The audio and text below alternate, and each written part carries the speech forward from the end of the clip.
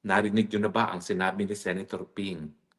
Wala raw ebidensya laban kay Tambaluslos. At ito ay naging dahilan kung bakit nagbabakbakan ngayon sa salita itong si Senator Ping Lacson at si Senadora Amy Marcos. Well, pababayaan ko na sa kanila sa kanilang balitaktakan.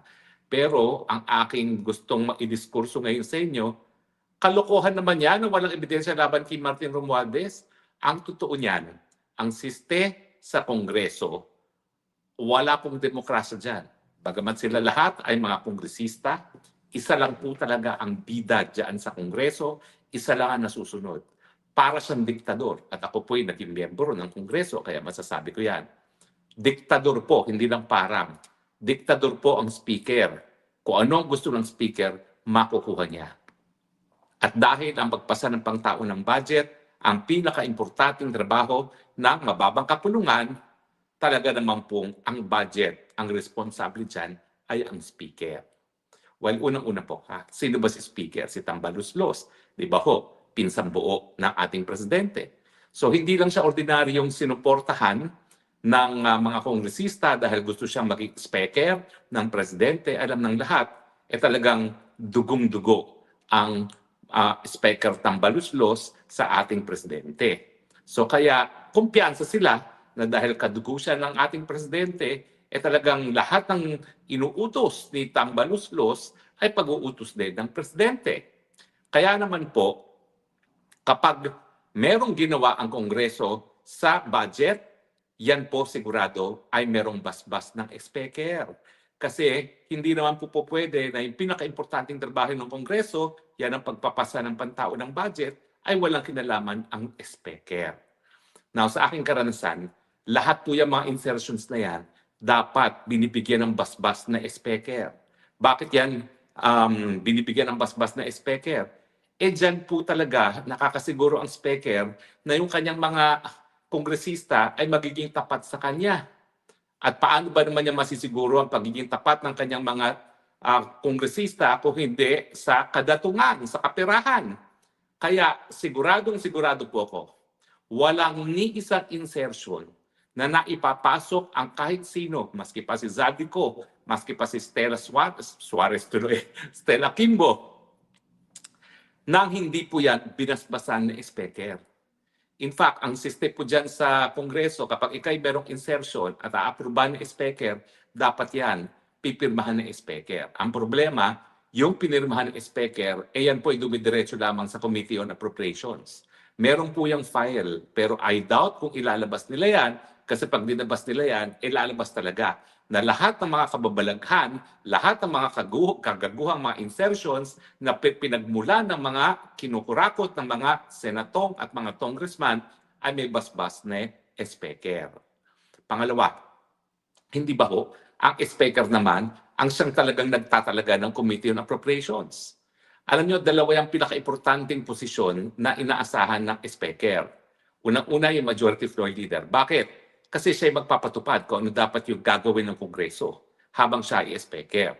Kaya nga po yung majority floor leader, bagamat siya ay hindi nakaupo sa rostrum, siya ang nagpapatakbo ng Kongreso talaga.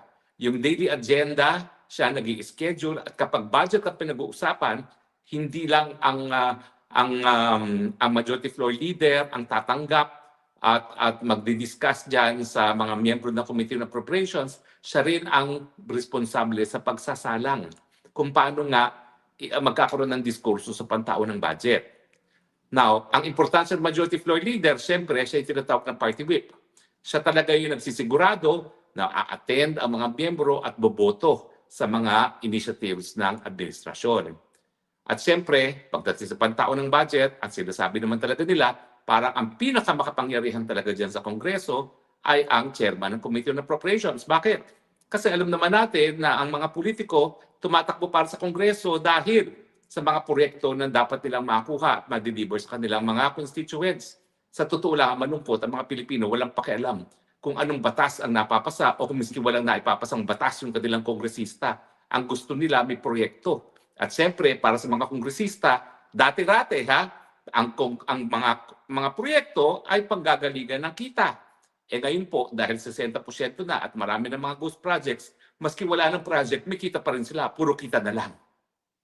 So dati-rati sinasabi natin na hayaan nyo na silang kumita ng maliit basta merong proyekto kasi at least nakikita natin kung saan napupunta ang mga pera ng taong bayan. Ngayon po, limpak-limpak na salapi na napupunta sa kanila.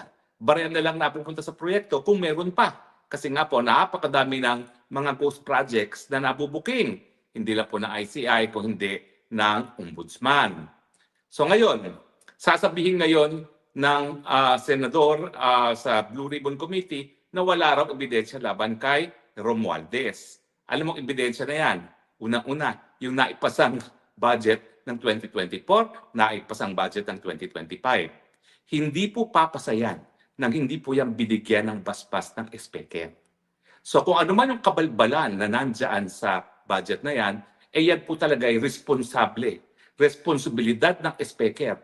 Dahil gaya na akin sinabi, yung pagpapasa ng pangtao ng budget, yan po ang kaisa-isahang at pinaka-importanting trabaho ng Kongreso. Dahil kung hindi po yan gagawin taon-taon ng Kongreso, wala tayong pangtao ng budget at magkakaroon tayo ng reenacted budget. Pangalawa, ang speaker din ang siya nagtalaga sa chairman ng Committee on Appropriations. No? Alam natin na binoboto yan, pero hindi naman niya maiboboto kapag hindi sinabi ng speaker kung sinong iboboto. Ganyan po talaga sa Kongreso.